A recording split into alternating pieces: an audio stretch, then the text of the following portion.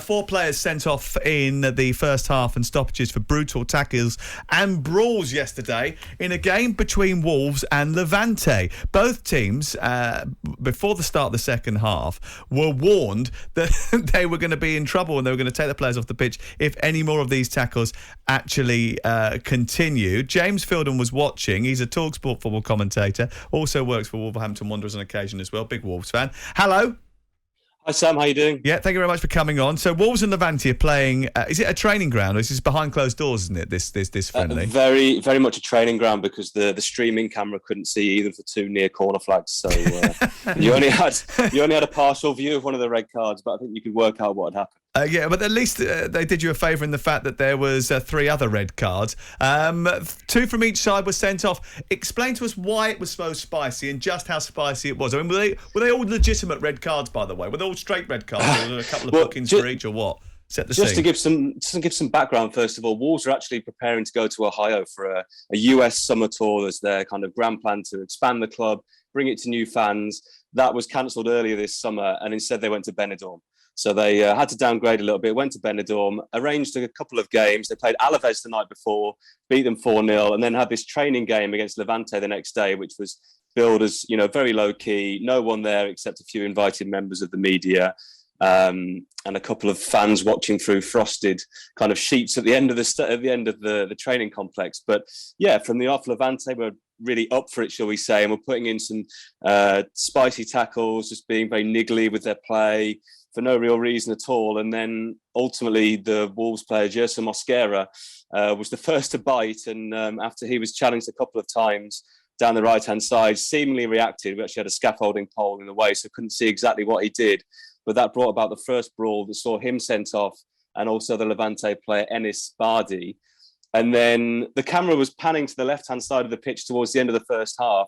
And then suddenly you saw Morgan Gibbs-White sprint to the other end of the ground because Daniel Podence, who's only about 5'2", decided that he was going to take on 2 or 3 of the Levante players. He was then sent off, as well as their player Roger. So, as you say, 4 red cards before half-time. And it looked as though the referee was going to call time on it because he blew up before the 45 minutes. But then Bruno Lage and Mehdi Nafti, the former Birmingham midfielder who's in charge of Levante, went over and had a word with the ref, who decided they could play on without those players, but they started the second half 11v11. So they allowed them to bring 2 players on each again, so they leveled it up. Yeah, I mean, I think Wolves are probably going to change their whole 11 or most of it at half-time anyway. So the 2 players who were sent off probably wouldn't have seen the second half anyway. I suppose it was a training exercise. Yeah. But it's not the commentator in me. The commentator in me had a look at the ref's record, and at the end of last season, he'd shown 4 reds in his last 5 games, so perhaps no surprise. That story that he's just told about Daniel Podence, by the way, 5'2", a small footballer getting himself into fights on a football pitch, reminds me of our 5-a-side days. You had a bit of a habit of getting into confrontational situations with the opposition, and me having to step in and save you at times. I don't remember that. You got an aggressive side, Sam. It's a long time ago. Someone nicked my hat once whilst we were playing. Oh, that was hilarious. Right? And we ended up, and then someone tried to break my nose. Why were you with wearing a football. hat? He was wearing a beanie hat for a game of 5-a-side. It was cold.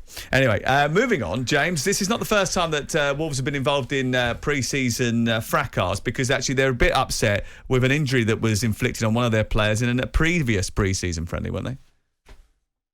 Remind me of that, sorry? Wasn't it to do with Chiquinho? Yeah, Chiquinho and Burnley. They weren't happy with that challenge, were they? That was an interesting one because that was a training game back in Wolverhampton, but that one wasn't streamed. So, Chiquinho has done his ACL, basically. So he's going to be out for a considerable period of time. But, that one wasn't streamed. So that was kind of rumoured for a bit that he'd hurt himself, and eventually the club confirmed it, and he had surgery early this week in London. So, he was a bright spark, actually, having been brought in January, and he's now going to be out for the considerable future. So did very well, I recall, when he came off the bench against Chelsea, and they rescued that point at Stamford Bridge towards the end of last season. But I know that Wolves were unhappy with that challenge that was made on him, and it's been the story of pre-season, and we saw it with Leicester, didn't we, last summer as well.